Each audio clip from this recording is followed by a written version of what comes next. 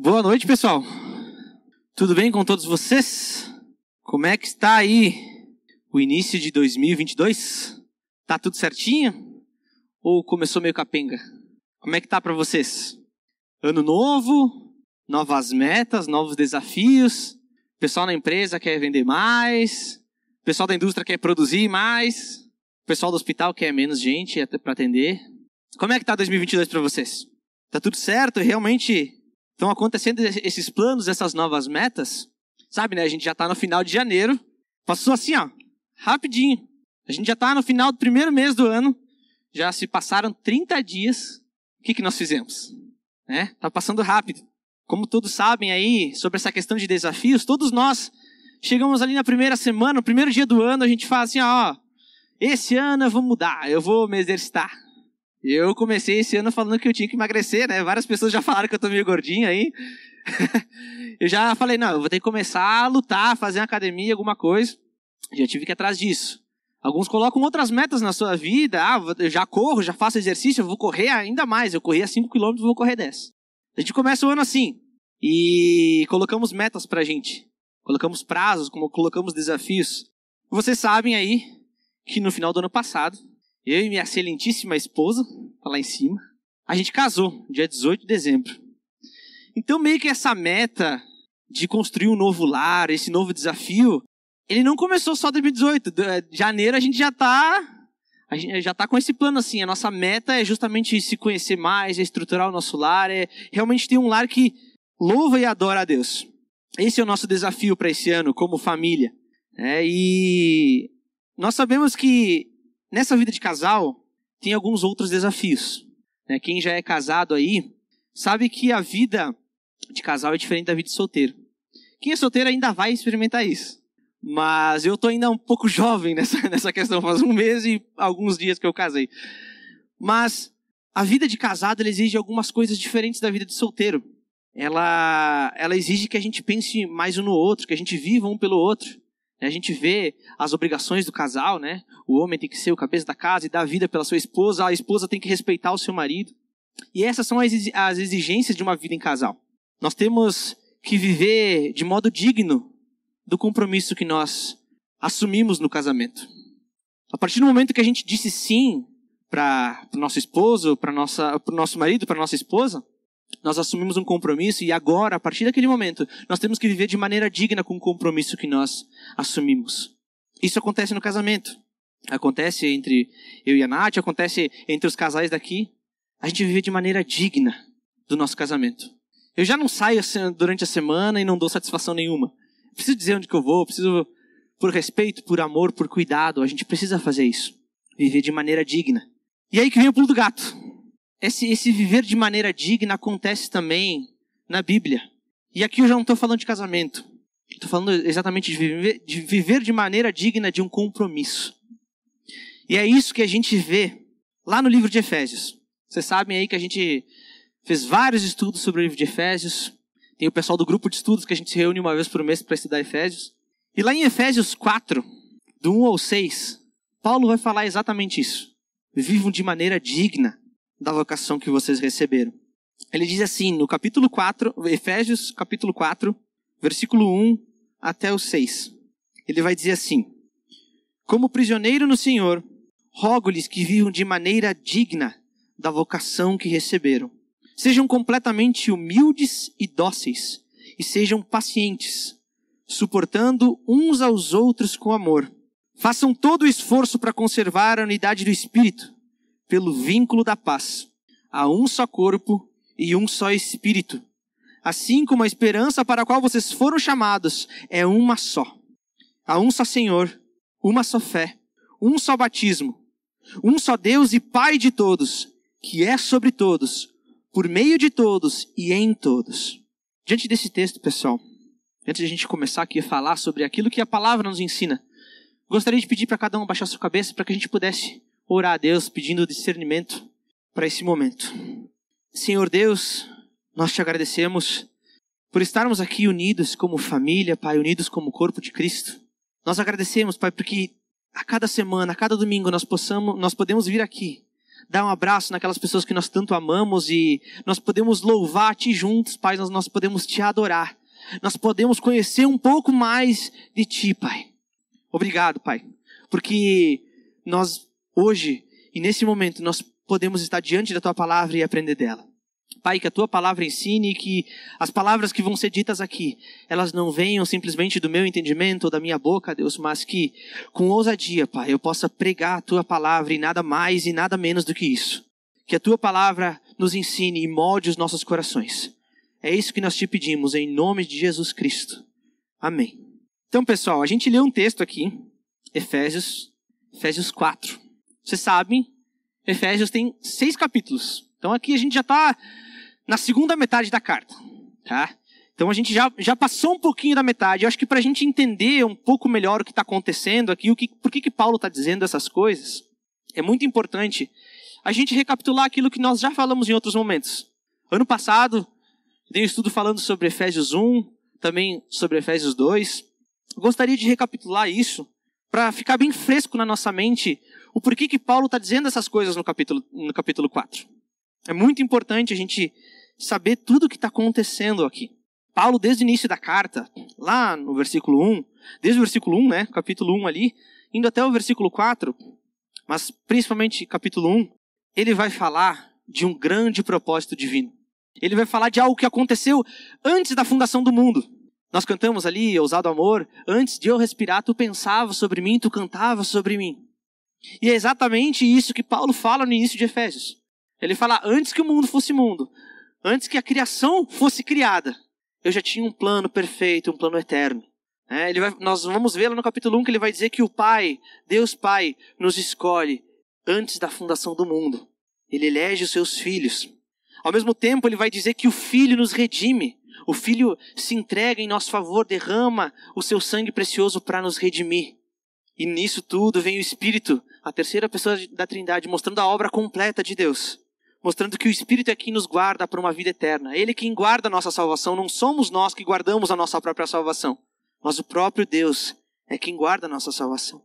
O apóstolo deixa claro, desde o início da carta, a base da nossa fé. A perfeita reconciliação do homem através da obra de Deus Pai, Filho e Espírito. A obra completa dele. Nada vem de nós, tudo é de Deus. Todavia, a gente sabe que acontecem algumas coisas no meio de todo esse plano. Desde a criação, desde o haja luz, até o momento que a gente está hoje, aconteceu algumas coisas. E o que atingiu mais a nossa vida foi exatamente aquilo que eu falei na última vez, um pouquinho ali em novembro, que nós falamos sobre a maior pandemia da história, que não é o Covid, não foi a peste negra, foi o pecado. O pecado atingiu todo mundo, atingiu todos nós, sem exceção. E o início do capítulo 2, Paulo vai dizer, vocês pecaram, vocês estão em pecado, vocês estavam mortos em transgressões e pecados. Capítulo 2, versículo 1, ele vai dizer o seguinte, vocês estavam mortos em suas transgressões e pecados. Nós estávamos mortos. Então, no meio de todo esse plano divino, entrou o pecado nas nossas vidas. E fez separação entre nós e Deus. E agora nós estávamos mortos. E o que acontece é que esse plano não surpreendeu a Deus. Deus já tinha ciência que isso iria acontecer. Antes da fundação do mundo, Deus sabia que nós iríamos pecar. Ele sabia disso. Inclusive, o plano, como a gente vê no capítulo 1, ele fala que Jesus é quem nos redime. Ele já sabia que nós iríamos pecar. Jesus teria que morrer, sangue precioso, sangue perfeito, precisaria ser derramado para que nós pudéssemos ser redimidos. E é exatamente isso que acontece. Em Efésios 2, do versículo 4 ao versículo 5, ele vai dizer assim, todavia, Deus que é rico em misericórdia, pelo grande amor com que nos amou, deu-nos vida com Cristo, quando ainda estávamos mortos em transgressões. Pela graça, vocês são salvos. Então, tinha um plano divino, nós pecamos, nós estamos mortos, mas Deus, que é rico em misericórdia, morreu por nós, enquanto ainda nós estávamos mortos em transgressões e pecados. Enquanto nós ainda éramos inimigos de Deus. Enquanto nós ainda nos encontrávamos em rebeldia contra Deus. Isso não é só coisa de Paulo, não. Todos os apóstolos, Jesus dizia isso. O apóstolo João, na primeira carta de João, capítulo 4, versículo 19, ele vai dizer a mesma coisa, vai bater na mesma tecla. Nós amamos porque ele nos amou primeiro. Não fomos nós que amamos a Deus primeiro. Ele nos amou, ele nos escolheu antes da fundação do mundo. Ele morreu por nós quando ainda estávamos em pecado. É através desse amor que nós amamos a Deus. E não somente a Deus, mas amamos uns aos outros verdadeiramente.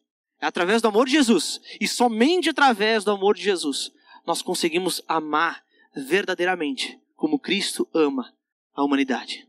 É assim que acontece. E no decorrer do capítulo 2, capítulo 3, ele vai dizer que não somente o nosso afastamento entre nós e Deus essa barreira foi destruída, mas a barreira entre cada um de nós. Ele vai falar que gentio e judeu agora são um corpo só. Não existe mais diferenciação. Não existe mais quem estava perto e quem estava longe. Não existe mais um povo ali, descendência de sangue, mas agora são todos os povos. Os gentios, nós também somos corpo de Deus.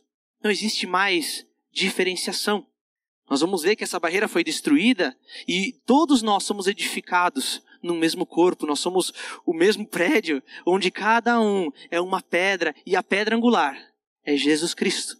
Sobre o fundamento dos profetas e dos apóstolos. E a pedra principal, a pedra angular, a que dá sustentação para todo edifício ficar de pé, é Jesus Cristo. Esse é um mistério que antes estava oculto e que as pessoas não sabiam, mas foi revelado na pessoa de Jesus Cristo. Esse mistério foi revelado através de Jesus. E aí Paulo, um pouquinho antes desse texto que a gente leu aqui, bem no finalzinho do capítulo 3, ele vai orar para que nós possamos compreender a profundidade, a largura e a grandeza do amor de Deus. Paulo vai falar exatamente isso. Eu quero que vocês compreendam que é um plano eterno, que vocês estavam mortos, mas que Jesus Cristo, através do seu sangue, nos redimiu com ele, nos redimiu entre nós. Esse é o plano eterno de Deus. Eu espero que vocês realmente compreendam toda a largura, a profundidade, o tamanho, a grandeza do amor de Deus. É exatamente isso que Paulo está dizendo em toda a carta. Então, antes de chegar no capítulo 4, Paulo já disse tudo isso. Paulo deu o fundamento da nossa fé. A obra Pai, Filho, Espírito. Ele mostrou que nós fomos redimidos. Ele nos ensina exatamente o fundamento da nossa fé. No final do capítulo 3, ele ora por nós. Ele ora para que nós possamos compreender completamente isso. E aí, a chave do negócio começa no capítulo 4.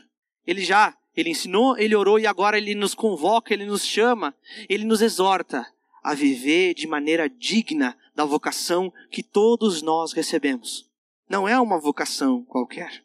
A vida prática da igreja, a nossa vida prática, ela precisa ser coerente com a vocação que nós recebemos. Nós precisamos ser coerente com o chamado que nós recebemos, que foi planejado antes da fundação do mundo. Essa vocação, ao mesmo tempo que ela é uma só, ela é duas ao mesmo tempo. É como se fosse uma vocação dupla. E é isso que nós vamos falar hoje, um pouquinho sobre a vocação que nós recebemos. A vocação que nós devemos viver de maneira digna. Ali no versículo 1, capítulo 4, então aqui exatamente onde que a gente leu antes, ele vai dizer assim: como prisioneiro no Senhor, rogo-lhes que vivam de maneira digna da vocação que vocês receberam. Talvez possa ficar um pouco vago a gente ler só isso. Mas vamos pensar naquilo que eu já falei desde o início da carta de Efésios. O Paulo vem construindo o pensamento, Paulo, inspirado por Deus, começa a construir um pensamento dizendo do plano eterno, e ele fala assim: vocês têm uma vocação. Vocês têm uma vocação. E essa primeira vocação, ela é individual. É uma vocação que é para cada um. Essa vocação individual, ela foi planejada antes da fundação do mundo, e nós somos adotados como filhos de Deus. Nós somos vocacionados a ser filhos de Deus. E aí, eu vou pedir para você que está com a sua Bíblia, ou talvez acompanhar aqui na tela, aí eu vou voltar lá para o capítulo 1. Vou ler de novo. Capítulo 1, versículo 4 e 5. Aí a gente vai prestar atenção exatamente na vocação. Paulo está fazendo uma referência, está fazendo um link lá para o início do que ele já disse. Ele vai dizer assim: porque Deus nos escolheu nele antes da criação do mundo, para sermos santos e irrepreensíveis em sua presença. Em amor, nos predestinou para sermos adotados como quê? Como quê? Como filhos, por meio de Jesus Cristo, conforme o bom propósito da sua vontade. Então a nossa primeira vocação é o quê? é sermos filhos de Deus. Nós somos chamados a ser filhos de Deus. Nós somos adotados como filhos de Deus. Nós cantamos aqui que nós não temos mérito nenhum, que nós não podemos fazer nada para merecer esse amor de Deus. Nós simplesmente fomos adotados. Ele veio lá, nos chamou, nos vocacionou e nos chamou de filhos. E aí, quando a gente para pensar em ser filhos de Deus, nessa vocação que nós recebemos, nós podemos olhar para um exemplo bem prático. A gente tem uma frasezinha que está escrita ali na frente, que é ser semelhante a quem? A Cristo. Cristo é o que de Deus? É o Filho unigênito de Deus. Então, o nosso chamado, a partir do momento que nós fomos adotados como filhos, nós somos vocacionados a sermos como Cristo. Esse é o nosso lema aqui como aliança bíblica. Ser semelhante a Cristo. Viver como o Filho unigênito de Deus. Vamos ler o versículo 2 do capítulo 4 ali? Seguindo exatamente, ele está falando, vocês foram vocacionados antes da fundação do mundo para serem filhos de Deus. E aí ele vai dizer a seguinte, ele vai citar 4 características aqui para a gente. Sejam completamente humildes e dóceis. E sejam pacientes, suportando uns aos outros em amor. Essas são 4 características que ele está falando aqui. São características de filho de Deus. Jesus era assim. Humilde, dócil, era paciente e suportava os outros. E aí, é interessante, a gente pode até falar um pouquinho sobre essas 4 características. Quando a gente fala sobre humildade, sobre ser alguém humilde, o que vem na cabeça de vocês? Vem alguém sem muitas condições financeiras? Vem alguém pobre? O que vem a primeira coisa na cabeça de vocês? É simplesmente alguém que não tem muita coisa, não tem muitas posses? Esse é um sentido comum que a gente ouve por aí. Mas quando a Bíblia fala em humildade, ela não está se referindo à questão financeira, a posses. Até mesmo porque existem pessoas que têm muito dinheiro e são humildes, e tem pessoas que são pobres e são arrogantes. Então não tem relação nenhuma com aquilo que a gente tem. Humildade é justamente renunciar aos seus interesses em favor dos outros. E aí a gente olha para a pessoa de Jesus e a gente vê exatamente isso. Não era só porque Jesus era pobre, mas é porque Jesus abdicava dos seus interesses para o interesse do próximo. E aí quando nós olhamos e Paulo diz assim, sejam completamente humildes, ele está dizendo para a gente, pessoal, vocês precisam considerar os outros melhores do que vocês mesmos. Vocês colocarem os outros acima de si mesmos. Vocês colocam a Cristo em primeiro lugar. Vocês colocam os outros acima de si mesmos. E aí, por último, lá embaixo, vocês consideram vocês mesmos. Aí vocês olham para a vontade de vocês. Mas é primeiro Cristo, depois os outros e depois a nós mesmos. Em último dos casos, vocês vão pensar em vocês. Assim era Jesus. Jesus pensou nos outros. Jesus pensou no Pai. Jesus pediu, afasta de mim esse cálice. Mas ele obedeceu ao Pai. Ele foi exemplo de humildade. Quando nós pensamos em dóceis, é um negócio meio estranho, né? A gente tem que ser uma pessoa doce. Os homens parrudos aí, italianada, meio bravo falar, né? Tem que ser uma pessoa doce. E aí a gente pensa em doce, a gente normalmente pensa em alguém que meio que não fede e não cheira, né? Alguém que é meio indiferente, assim. Aquela pessoa lá vive no mundo da lua, não dá bola para as coisas, ela só fica quietinha na dela, não tem boca para nada. Mas doce aqui, ou em outras traduções ele vai dizer como manso, sejam mansos, vai trazer justamente a ideia de uma pessoa que ela é forte, mas que independente da sua força, ela abre mão disso. Ela é uma pessoa que ela é dona de si mesma e ela é serva das outras. É uma pessoa que ela pode ser muito poderosa, mas ela não usa isso ao seu favor. Se a gente pensar em dócil, manso, vamos pensar assim no animal, vamos pensar no cavalo. Um animal forte, potente, que se ele der um coice na gente, acabou, né? E um cavalo manso, como é que ele é? Um cavalo dócil. Ele perdeu a força dele? Não. Ele continua sendo forte, mas ele é dono de si mesmo. Ele não fica corcoviando, ele não perde a cabeça, mas ele serve aos outros. E Paulo está dizendo assim, sejam dóceis, sejam mansos. Mesmo que vocês sejam fortes, mesmo que vocês saibam, mesmo que vocês tenham poder, abdiquem disso e sejam servos dos outros. E aí ele vai citar outra característica. Ele vai dizer, sejam pacientes. Paciente não é para ser paciente de hospital, né? Quando ele diz paciente, a gente vem na nossa cabeça assim, é alguém que espera muito. Alguém que bate aqui e ela não estoura. E é exatamente isso. Alguém paciente é alguém que é provocado, que é insultado e mesmo assim não revida. É alguém que tem poder para fazer isso, tem condição de fazer isso, mas nunca faz. É alguém paciente, alguém que não revida. E aí ele vai falar, suportando uns aos outros com amor. Quando a gente fala suportando uns aos outros, normalmente a gente lê, né? Tem que aguentar aquele cara chato. E a gente sabe que nem todo mundo aqui, inclusive eu, a gente é legal, né? A gente tem sempre nossos... Bom, ser paciente, eu vou para casa. E aí, não briguei com ela, suportei ela. A ideia aqui de suporte não é alguém que aguenta. É alguém que dá suporte para as pessoas. Então, nós somos vocacionados justamente a dar suporte para as pessoas. Jesus também era assim. Jesus dava suporte para aqueles que não tinham suporte algum. Ele curava as pessoas que tinham necessidades, ele fazia mundos e fundos para ajudar as pessoas também. E aqui Paulo está falando exatamente isso. Vocês foram vocacionados a ser como um filho de Deus. Então sejam humildes, sejam dóceis, sejam pacientes e suportem-se uns aos outros. Deem suporte uns aos outros. Essa é a primeira vocação que nós recebemos. Uma vocação individual, que não depende dos outros. É uma vocação nossa. Aí, cara, pensa nisso. Você foi vocacionado a ser a ser filho de Deus. Você foi adotado por Deus. Agora você é filho. Então viva conforme a vocação que vocês receberam. Vivam de modo digno. Vivam de modo coerente. Mas não fica por aí. Os versículos, eles continuam falando mais coisas. E aí, a gente vai perceber também uma outra vocação. Como eu falei, é uma vocação só, mas elas se dividem em duas. É uma coisa só. E aí já não é uma vocação individual para nós.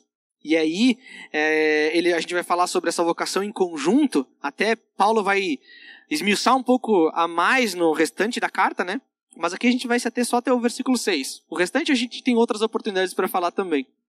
E aí essa vocação em conjunto, ela ocorre através do sangue de Jesus Cristo. Onde que nós agora, a partir do sacrifício de Jesus, nós somos o corpo de Cristo. Nós não somos mais pessoas individuais.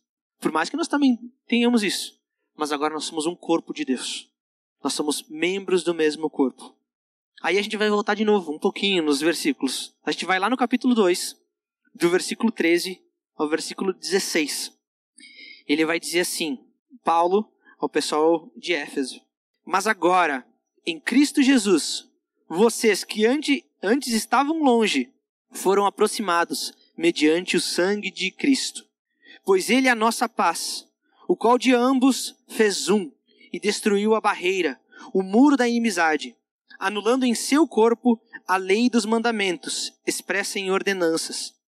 O objetivo dele era criar em si mesmo, dos dois, um novo homem, fazendo a paz, e reconciliar com Deus os dois em um corpo, por meio da cruz, pela qual ele destruiu a inimizade. Aqui Paulo está falando sobre a inimizade entre judeu e gentil. Judeu era o povo de Israel, o povo que permaneceu com a linhagem, com o mesmo sangue daquele povo. E os gentios eram todo o resto. Todo mundo que vivia a par das leis de Deus e que muitas vezes não estava nem aí para Deus. E aí, Paulo vai dizer, pessoal, agora vocês que eram judeus, vocês não são melhores do que os que eram gentios. Gentios, vocês não são piores do que os judeus. Todos vocês são a mesma coisa. Agora não existe mais um cristãozinho melhor e um cristãozinho pior. Não, vocês são farinha do mesmo saco. Vocês são corpo de Cristo. Não há mais diferenciação. Talvez isso possa parecer um pouco estranho pra gente, né? Porque a gente não tem muito esse negócio de judeu e gentil. Mas vou dar um exemplo para vocês. Talvez vai ser um pouco mais claro essa diferença, esse ódio que judeu tinha de gentil. Pensa você, antes de conhecer Jesus. Aí você tinha uma empresa. Vou dar um exemplo. Se você não conhecia Jesus, você tinha uma empresa. E aí você produzia alguma coisa e vendia para alguém. Até o momento que uma empresa que era cliente de vocês deu um calote. Um calote violento, assim. Que você, assim, quase quebrou a empresa. E vocês não eram cristãos e nem o cara. E aí, se um dia vocês ouvissem falar do nome da empresa, o nome do cara, vocês já iam ficar bravos. Vocês não iam gostar, vocês não queriam ver a pessoa pintada de ouro na frente de vocês. Mas aí, acontece um negocinho. Os dois se convertem. Aí imagina, o cara que sofreu o calote e o cara que deu o calote. Aí a gente chega aqui no domingo, 7 horas. Os dois entram um ladinho um do outro. Aqui na igreja. como é que vai ser? Pensa que o ódio que tinha antes, ele precisa ser desfeito. Aquela inimizade, ela foi desfeita através do perdão de Jesus Cristo. Agora vocês podem justamente se amar e realmente ser um corpo, ser um com o outro. Antes vocês queriam distância. Agora vocês querem estar perto uns um do outro, porque vocês são o mesmo corpo. Dá para entender a relação desse ódio assim? É exatamente isso que acontecia. Não que judeu tomou calote, mas esse ódio era algo assim. É algo histórico. Então não há mais diferenciação. Paulo já disse isso. Cara, vocês são o mesmo corpo. Vocês são um com o Pai. Vocês são um com o outro. E aí, no versículo 3, ali do capítulo 4, o texto que a gente tem como base, ele vai dizer assim: façam todo o esforço para conservar a unidade do Espírito pelo vínculo da paz. Então, já que nós somos vocacionados a ser corpo de Cristo, unidos, agora nossa vocação é conservar essa unidade que Cristo fez por meio do seu sangue. Gente, uma coisa tem que ficar bem clara: não somos nós que nós nos unimos e nós criamos unidade. Quem criou unidade foi Jesus Cristo, através do sangue derramado na cruz. Ele já fez essa unidade. Essa união já foi consumada através do sangue de Jesus. Agora nós somos chamados a conservar essa unidade. Então assim, gente, a partir do momento que a gente é crente, não tem mais inimizade. Não adianta, cara. Jesus já uniu a gente. Vocês podem não gostar um do outro, às vezes podem ter rixa, pode ter alguma coisa que não foi acertada, mas Jesus já nos uniu. Nós somos um corpo unido. Quem criou essa unidade foi Cristo Jesus, através do seu sangue. E nós somos chamados a viver essa unidade, a amar essa unidade e a nos esforçar para que essa unidade continue. É nos esforçar. Nos esforçar. Façam todo o esforço. Não é para ser um negócio fácil. Às vezes é fácil, às vezes não é. Mas é para a gente fazer esforço, para a gente conservar essa unidade que foi construída há mais de 2000 anos atrás. E aí o terceiro ponto, que é meio que a chave de tudo isso, então a gente foi chamado a ser filho de Deus. E ao mesmo tempo nós fomos chamados a ser corpo de Deus. Eu sou filho e ao mesmo tempo eu sou corpo, eu faço parte da família de Deus. E tudo isso, essa dupla vocação, ela está cunhada sobre a mesma base, que é o plano eterno divino. Esse é Paulo começou lá no início da carta e ele continua falando disso. Novamente a gente vai ver o apóstolo frisar exatamente essas coisas. E aí, dos versículos 4 até o 6, ele vai exatamente dizer essas coisas. Ele vai dizer assim no versículo 4: há um só corpo e um só espírito, assim como a esperança para a qual vocês foram chamados é uma só. Então essa vocação a ser como Jesus, a ter o caráter de Jesus, a ter essa união no corpo, ela se baseia no Espírito de Deus. O Espírito que habita em cada um de nós. Ela está pautada em cima do Espírito. E esse mesmo Espírito é o que nos guarda por uma esperança eterna. Uma esperança eterna, que é a esperança da volta de Jesus. A esperança de uma vida eterna com Ele, uma vida na glória com o Pai. É essa esperança que o Espírito nos guarda. Ele também vai dizer que essa nossa vocação, ela está baseada na fé. Ele vai dizer assim no versículo 5. Há um só Senhor, uma só fé, um só batismo. E como nós falamos na outra oportunidade, não é simplesmente fé na fé, não é só uma fé, mas fé no quê? É fé no Senhor, há um só Senhor. É fé na confissão de que Jesus é o Senhor das nossas vidas e que sem Ele nós não podemos fazer absolutamente nada. A fé no Senhor, nessa confissão, nesse batismo. É isso que diz o versículo 5. A nossa vocação, ela está baseada num plano eterno do Pai. Um plano que, como a gente falou, ele vem antes da fundação do mundo. E que ele vem acontecendo e ele certamente vai ser concluído na eternidade. Ele foi planejado, Deus deu início nesse plano quando Jesus morreu por nós. E esse plano certamente vai ser consumado na eternidade, quando Jesus voltar para nos buscar. É isso que o Espírito nos guarda. Através do plano eterno de um Deus soberano sobre tudo e sobre todos. Olha o que o versículo 6 vai dizer. Um só Deus e Pai de todos, que é sobre todos, por meio de todos e em todos. Esse plano, como eu falei antes, ele não foi surpreendido pelo pecado. Deus já sabia de antemão. Foi um plano que Deus já sabia antes que tudo fosse criado. Então, nós falamos que nós somos chamados a ser filhos de Deus. Nós somos chamados a ser corpo de Cristo. E essa vocação dupla, ela tem que estar baseada em cima da obra do Pai que nos escolhe, do Filho que nos redime e do Espírito que nos guarda e que nos garante a eternidade. Isso tem que estar assim, ó, na ponta da língua, isso não pode sair da nossa cabeça. Essa é a base da nossa fé. Nós vivemos para isso. E aí, pensando nesses 3 temas, né, eu gostaria de trazer algumas aplicações para nós. Algumas perguntas para você pensar durante a semana, pensar aqui, pensar durante a semana. Ver exatamente se é isso que está acontecendo.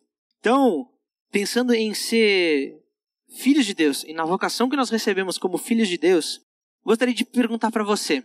Você tem vivido de modo digno, bem atenção, digno da vocação que você recebeu para ser filho de Deus? Não é um filho qualquer, é Jesus Cristo. Você tem vivido de maneira digna da vocação que você recebeu? Você tem sido um reflexo que quando as pessoas olham para você, elas veem Cristo, elas veem o Filho de Deus? Você tem vivido dessa maneira?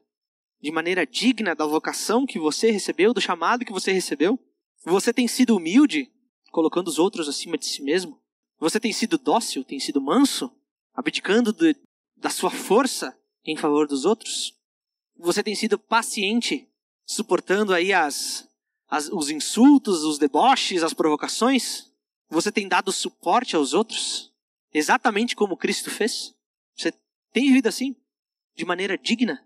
Quando a gente vai olhar para a nossa segunda vocação, a ser corpo de Cristo, a ser um corpo unido em que cada parte executa a sua função, gostaria de perguntar para você, você tem se esforçado para conservar a unidade que Cristo fez na cruz?